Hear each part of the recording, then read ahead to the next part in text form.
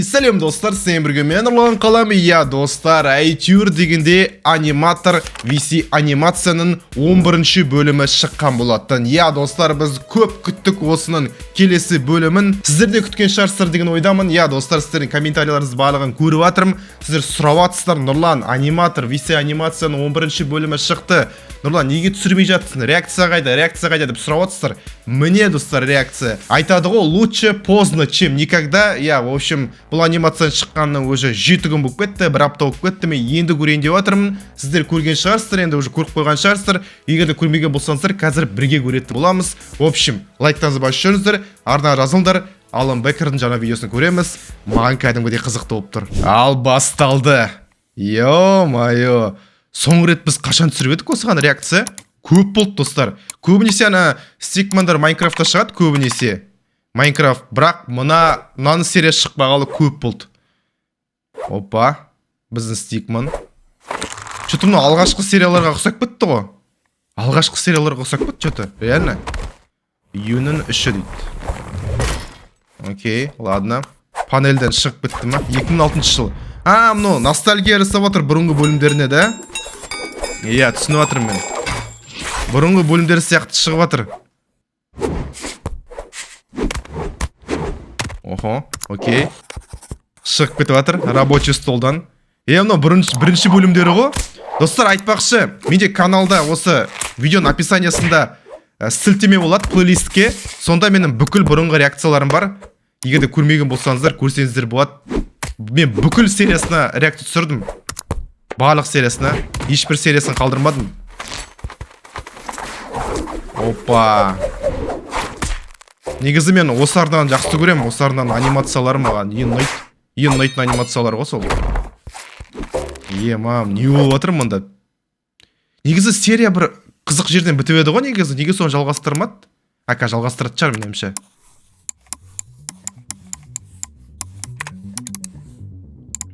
Окей. Victim дейтін жертва.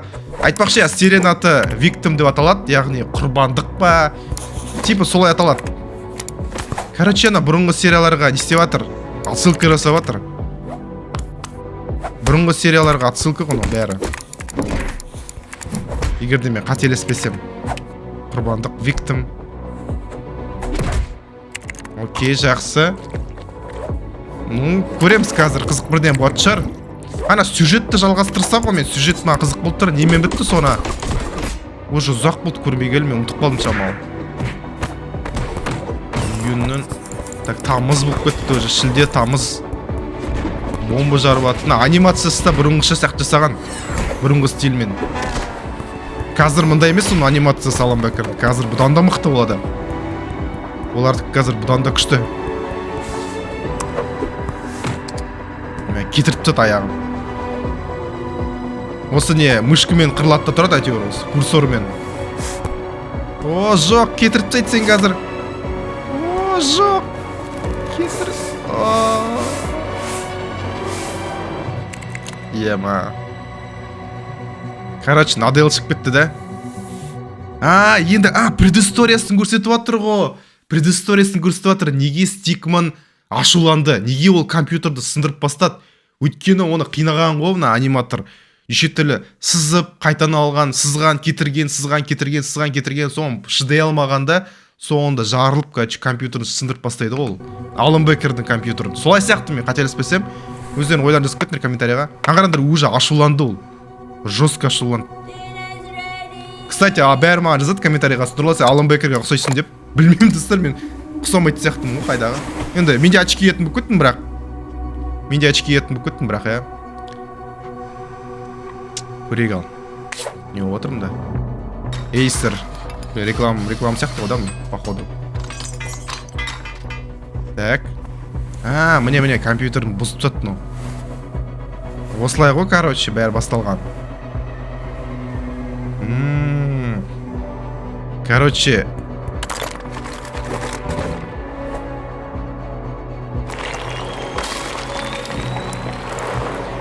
Жақсы. Так. Басты ғону де ракетамен қашып кетті, короче. компьютердан. Бұндай өмір маған керек емес деп. Бұндай өмірінде Yahoo интернет кетіп батыр, короче. Кім білмейді, достар, Yahoo дейтін бұл бұрынғы браузер.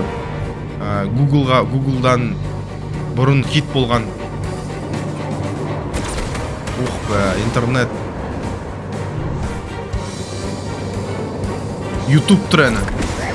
Мә, ойындарға кіріп кетті ма десет. Күшті. На серия что-то эпичный ойын тұрған сияқты меніңше. О, на ойынды білем ғой, пинбол. Ману, ностальгия. Бұрынғы Windows'тарда бұл еді ғой. Так, біреудің компьютеріне кіріп кетті вообще. Жақсы. Но ескі кез қараңыздар. Но дейтін қазіргі уақыт емес, но бұрынғы заман, 2006-2007 ма? 2007-да қателеспесем. Қараңыздар, компьютер бұл кезде Firefox тұраны қараңыздар. Internet Explorer. В общем, әлі қазіргі уақыт емес, бұл отқан история. Бұл отқан оқиға қазіргі уақытта отқан жоқ. Компьютерді қараңыздар, шеш, ескі. Короче, бізге аниматор мен анимация қалай болғанын көрсетіп жатыр. Басын көрсетіп жатыр, короче, предыстория. Солай походу. Түсінгенім бойынша. Митси. Philips.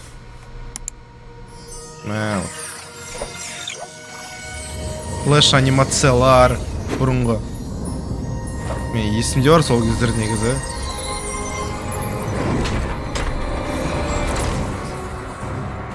Мә, кетті мұны. Шепард деймін, айт. Ема, не болып жатыр вообще, мен пока әзірше түсінуге тырысып жатырмын барынша, бірақ сонда да мен бірдене пропускать етіп жатырмын. Newgrounds, ема, на сайтты білемін, бұрынғы сайт, короче.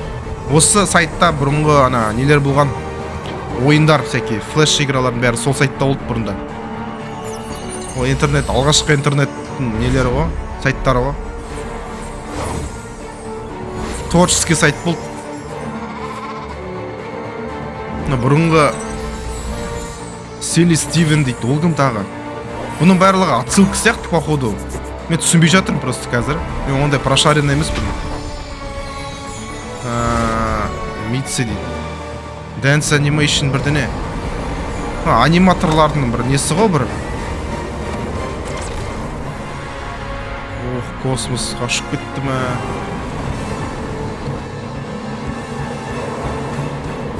Мәссаған.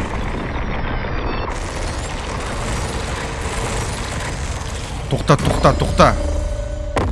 Кім өп кетті ол сонда? Amazon. Reddit тұран жерде. Бұрынғы ежелгі сайттар ғой. Қазірде де жасайды ол сайттар. Reddit әлі жасайтынын білем мен.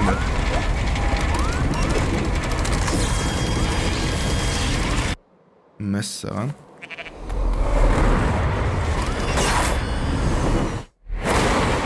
Мә, қиратты бәлі. Мә. Вау.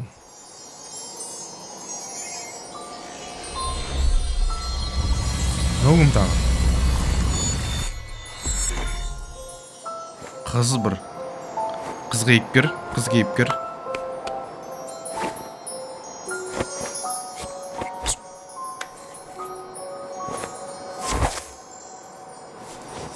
Ал, көрейік ал. Уже сюжет басталып кетті кәдімгідей. Мен ойлап едім, алдыңғы сюжетті жалғастыратын шығар деп, бірақ мұнда бізге басқа оқиғаны көрсетіп отыр вообще.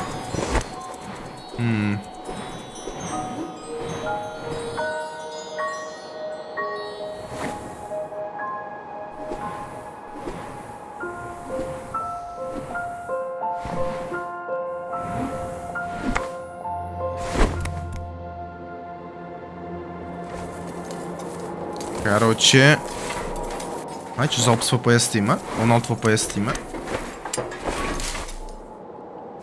Ручка.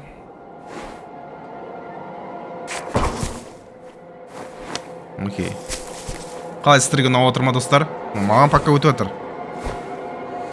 Көзім нормально көрініп тұрмас сіздерге, очки Дай мен очкисіз отырайыншы, өйтпесе мына көзім свет очки не істемей жатқан сияқты. О, жоқ, курсор келді қайтан. Осыдан қорқады да мынау. Ешесі келатыр курсоры, да фигасы келатыр. Қашу керек деп жатыр. Жоқ, артынан тығылып қалыпты ғой қыздың.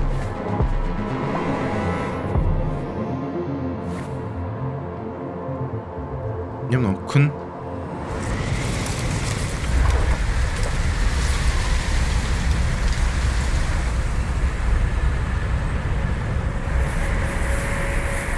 Вау. Әдемі. Цветасты болып кетті ғой кәдімгі. Кәдімгі фильм болып кетті ғой. Ауыл. Мынау жай ғана оған ему показалось, короче. Оказывается, бұл жай ғана адамдар екен, да? Да.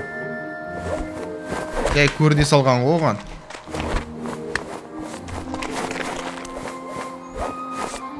Но бір ана иконкадегі персонаждарға ұқсайды ше, бұрынғы Windows'тың. Бұлар.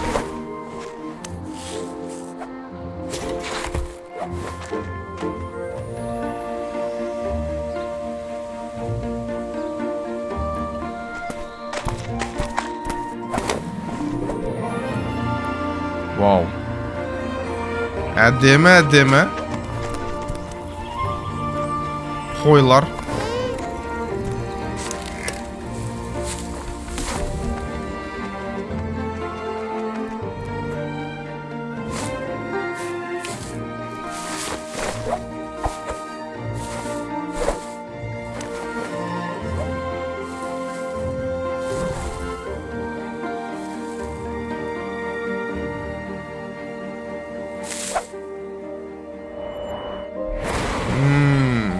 Өзі құлағанда сындырып жіберді ғой.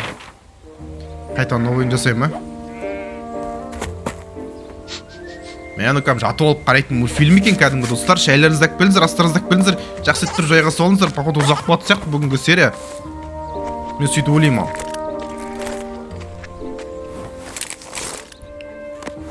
Мына банаға инструменттер ғой неше түрлі. Сурет салсан шығамам да? Шығады екен. Бұлар білмейді ғой ондай нәрсені.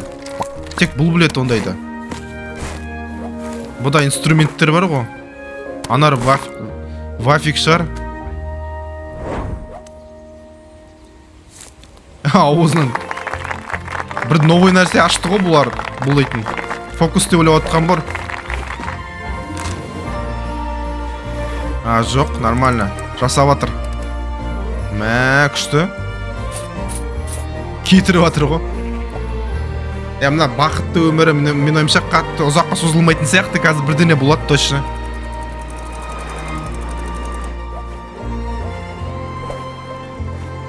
Сатюр дегенде салды ма?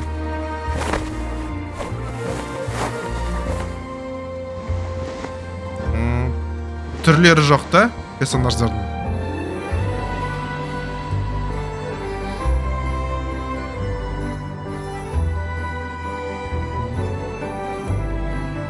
Короче, ауылдың өмірі ғой, ауылдың тыныш өмірі ғой. Тыныш, жай барақат чилгайлардың өмірі ғой, жай барақат чилгайлардың. Жай барақат жігіттердің өмірі.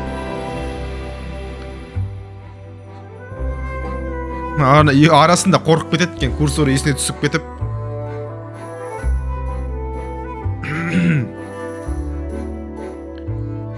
Кәдімгі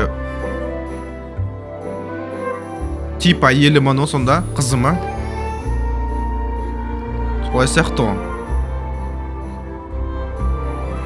Әдемі жасаған негізі, ұнап отыр. Вайбовы жасаған, кәдімгі.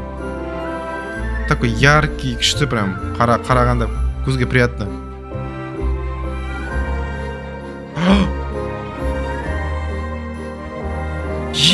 Ема, солардікі ма не, ну?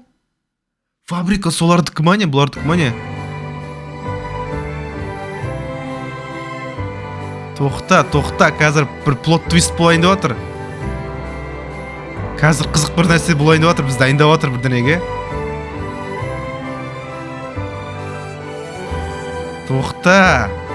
Тоқта, ну банағы стикман ба соңында бос болған.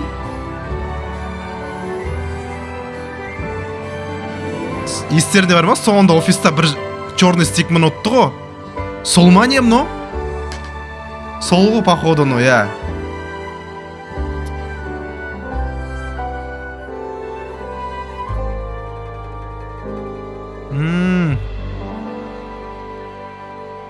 Төрт жыл дейді. Но қазіргі заманда уже.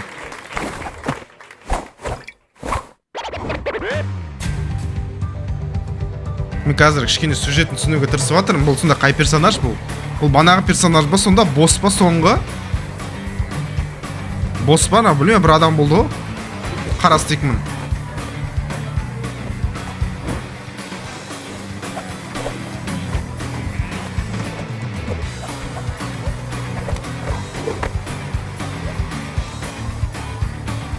Мә. Я бірден болады қазір. Маған қара. Көрдіңдер ме?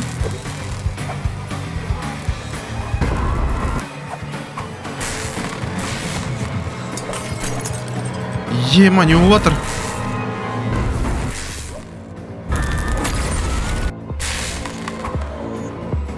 Не болып жатыр? Кім өлтіріп жатыр бәрін?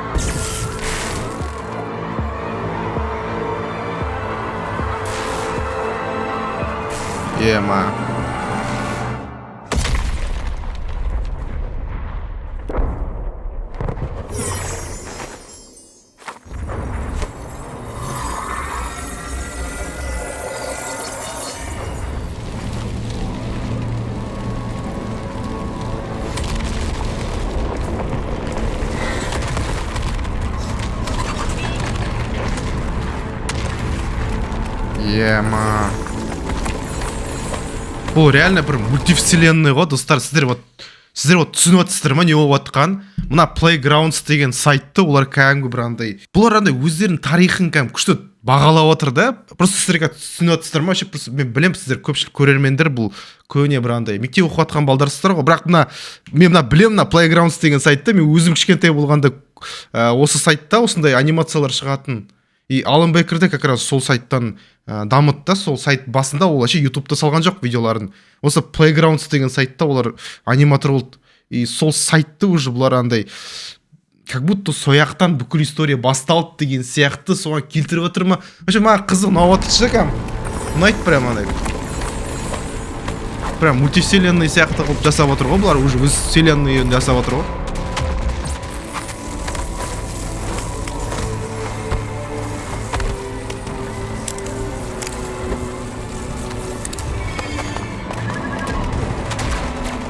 Мен қара, мына персонаждардың бәрін білем ғой мен. Мен танктың жанында отырған персонаж бар емес пе? Мына қазір көрсетем мышкамен. Мына персонаж бар емес пе? Мына персонажды білем мен. Бұрында осы туралы анимация болатын кезінде, осы 2013-те ме, 2012-де ме осы хит болды осы персонаж. Бұл персонаждар енді мынаны білем, мысалы, мынаны білем мен. Мынаны да тоже былай шамалбай көрген сияқтымын осында. Ну, короче, бұл бұрынғы персонаждар. Мынаны да білем мен. Міне астында тұрған персонажды да. Бұның барлығы фанатский анимациялар ғой, фанатский сол Playground'да бұрын хит болған. Короче, просто бұны түсіну үшін реально олд болу керек сияқтысың, мне кажется. Олд адам болу керексің мынаның бәрін түсіну үшін приколдарын. Кім жүр қараңдар. Мына ескі бұрынғы персонаждар ғой. Бұлар даже уже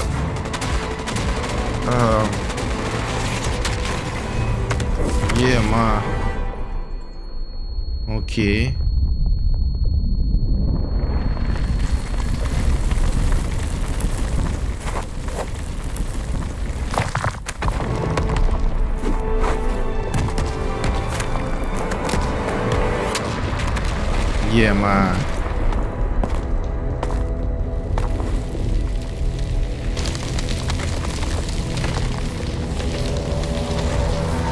Тоқта.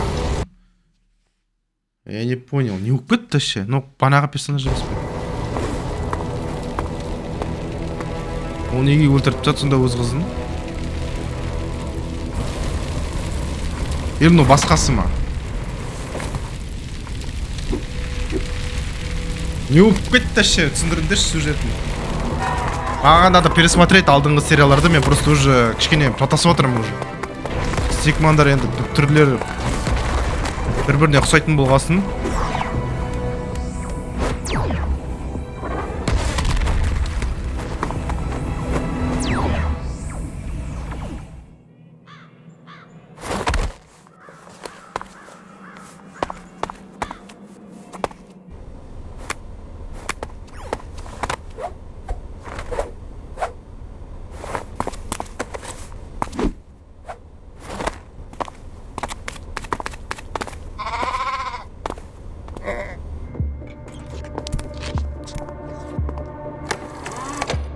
Окей. Банағыз кім ғой?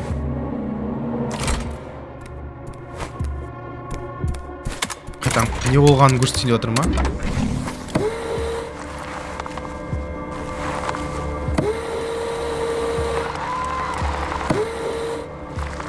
Мәні.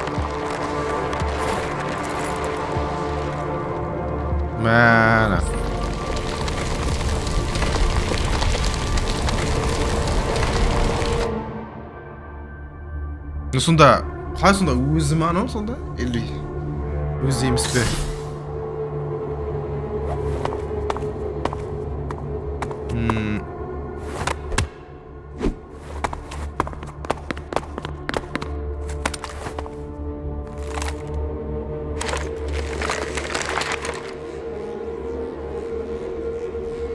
Алдыңғы серияларды надо пересмотреть, мен кішкене уже сөйтіп түсініп жатқан жоқпын болып жатқан. Алдыңғы серияларды қайтадан қарау керек, кішкене сюжетін түсіну үшін.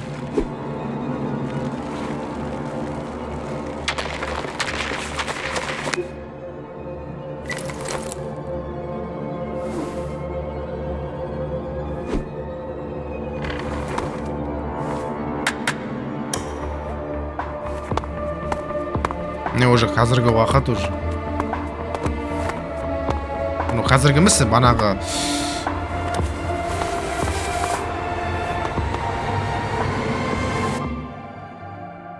вау, әдемі, эпично. Хотя мен кішкене түсінбей қалдым, шыны керекше не болып жатқаны уже. Короче, сіздер мен алдыңғы серияларын қайтан көретін шығармын, әйтпесе мен сәл кішкене түсінбей қалдым, өйткені сериялар өте ұзақ шығады, соның кесінен ұмытып кетесің алдыңғы серияда не болғанын. Осы мен түсінгенім бойынша, мына серый стикман, мына сұр стикман, бұл алдыңғы серияда да болған екен. Бұл дейтін мына қара стикман емес екен. Мына екеуі шайқасты ғой, бірақ біз бұл серияда ойладық, бұлар злодейлар деп ойладық. Оказывается, бұлар тоже нормальный персонаждар екен, соған қарағанда. Біздің мына басты кейіпкер сонда, наоборот, сол ма не злодей? Сөйті сол жағы кішкене түсініксіз болып кетті, маған қайтадан қарау керек мына серияларды. Или достар, сіздер білетін болсаңыздар, жақсы түсінген болсаңыздар сюжетін, бұл анимацияның комментарий жазып кетсеңіздер болады. Бірақ мен қазір өзім де қарап шығатын боламын, барлығын түсініп, чтобы уже келесі серия шыққан кезде барлығын түсініп отыратындай. Негізі мен сол 11-ші серияны қарамастан бұрын алдыңғы серияларды көріп алайын ба деп ойлағам, бірақ негізі көріп алу керек еді. Жақсы. В общем, қазір мен барынша түсініп алуға тырысам. Міне мына алдыңғы серияда олар келіп еді ғой, мына сары, көк, жасыл, қызыл. Бұлар шайқасты. Міне банағы стикман.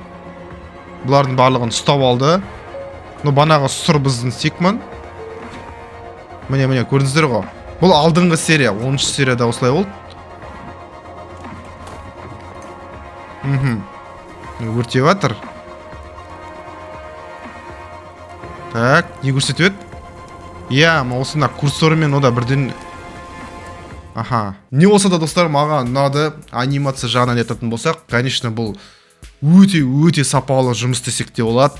Сюжет жағынан да өте қызық, қандай қарапайым бір оқиға емес, андай еще түрлі плот-твисттер жасаған. Мысалы, злодейді әрбір стикманның өзінің оқиғасын көрсетіп, оның алдыңғы өмірлерін көрсетіп, қандай болғанын, и соның барлығы шынымен де әдемі шыққан. Маған кішкене қайтадан алдыңғы серияларын көріп кішкене қайтадан танысып алу керек. Достар, егер де менің алдыңғы бөлімдерге реакцияларымды көргілерің келсе, айтқанымда описаниеда сілтеме тұр.